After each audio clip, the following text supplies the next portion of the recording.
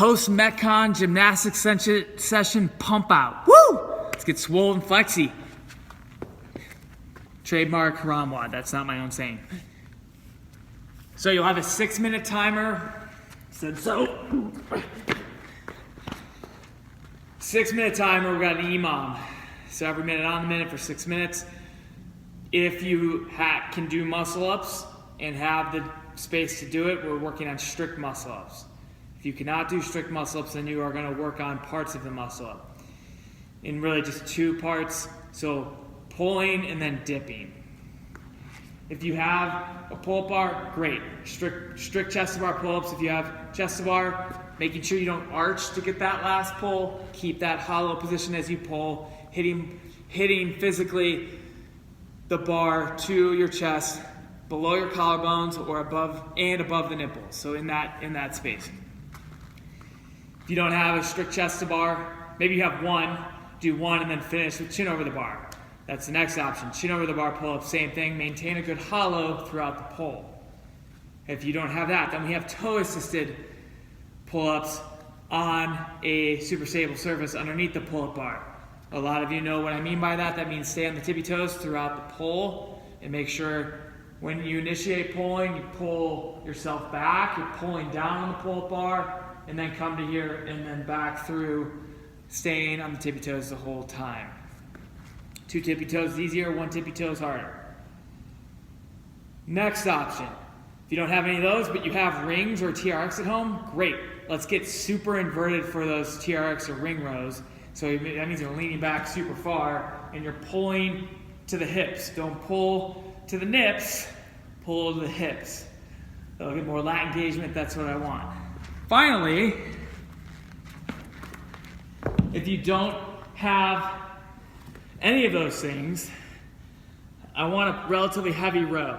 So you could start down here a little bit, spine still neutral, but I'm letting that shoulder blade come out and around a little bit, and then I'm going to pull towards the hip. And I'm okay with that little bit extra pull back, like you're starting a really, really stiff lawnmower. You're going to pull the hip, not to the chest like that. Those are all your pulling options. Dip, I'll get to the structure in a moment on how that'll work. Dip options, if you got rings, then we're doing dips on the rings. Like so.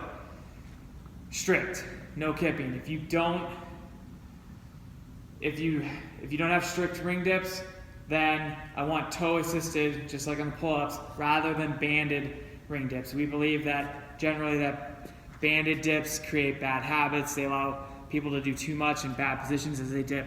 They don't stay here. But toe assisted, it forces that stabilization that's needed versus a band does not as much. The band's kind of idiot-proof for the stabilization.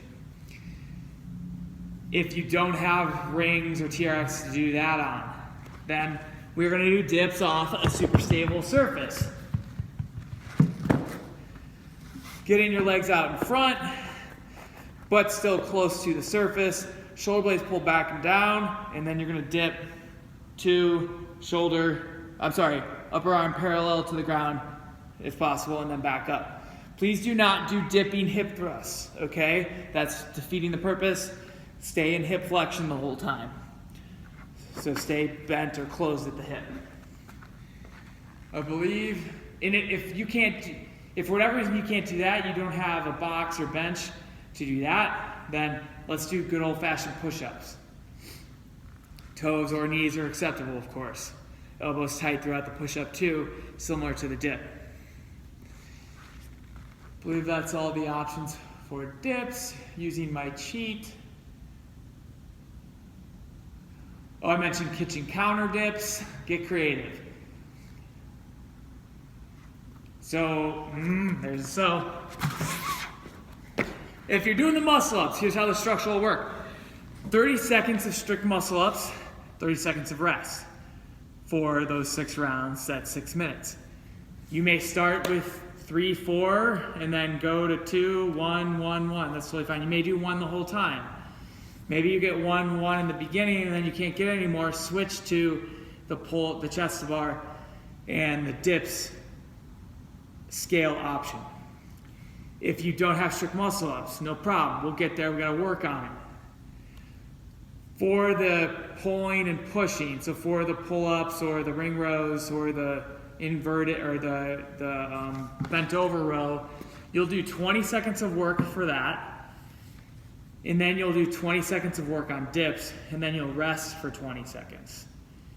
So you guys will work a little bit longer. You'll work for 40 seconds instead of 30.